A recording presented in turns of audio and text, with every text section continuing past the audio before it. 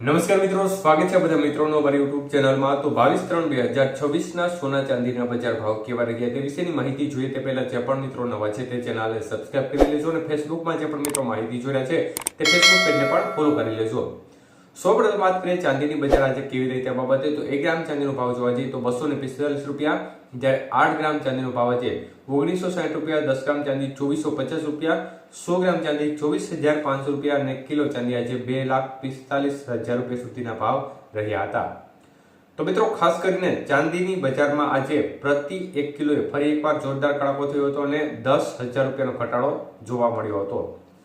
વાત કરીએ આજના 22K સોનાના ભાવ કેવા રહ્યા તે બાબતે, તો મિત્રો 1 ગ્રામ સોનું આજે જોવા જઈએ તો 13,385 રૂપિયા, 8 ગ્રામ સોનાનો ભાવ 1,07,880 રૂપિયા, 10 ગ્રામ સોનું આજે 1,33,850 અને 100 ગ્રામ સોનાનો ભાવ આજે 13,38,500 રૂપિયા સુધીની બજાર રહી હતી। તો આજે 22K સોનાના 100 ગ્રામના ભાવમાં 27,500 રૂપિયાનો મોટો ઘટાડો જોવા મળ્યો હતો। જ્યારે વાત કરીએ 24K સોનાના ભાવ વિશે, તો 1 ગ્રામનો ભાવ 14,602 રૂપિયા, જ્યારે 8 ગ્રામ સોનાનો ભાવ આજે 1,16,816, 10 ગ્રામ સોનું 1,46,020 અને 100 ગ્રામ સોનાનો ભાવ આજે 14,60,200 રૂપિયા સુધી રહ્યો હતો। તો આજના 24K સોનાના 100 ગ્રામના ભાવની અંદર 29,400 રૂપિયાનો ઘટાડો થયો હતો।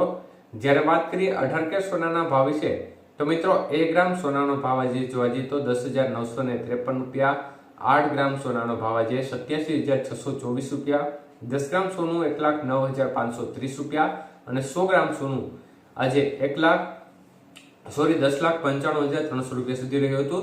તો આજના 18K સોનાના 100 ગ્રામના ભાવમાં 22,500 રૂપિયાનો મોટો ઘટાડો થયો હતો।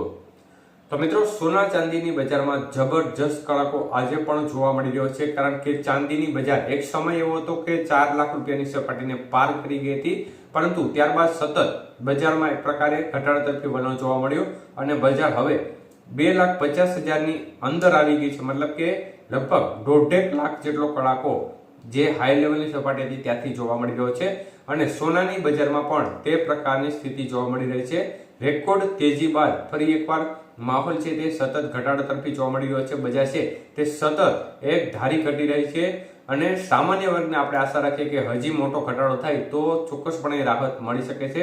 અને અત્યારે ઘટાડા પાછળનું મુખ્ય કારણ જોવા જઈએ તો ડોલર સામે રૂપિયાની કથળતી સ્થિતિ છે તે બજાર ઘટવા પાછળ જવાબદાર માનવામાં આવી રહી છે, કારણ કે જ્યારે ડોલર મજબૂત થાય છે, રૂપિયો નબળો પડે છે, તો આ સંજોગોમાં સોના ચાંદીની બજાર છે તેમાં મોટો કડાકો જોવા મળતો હોય છે।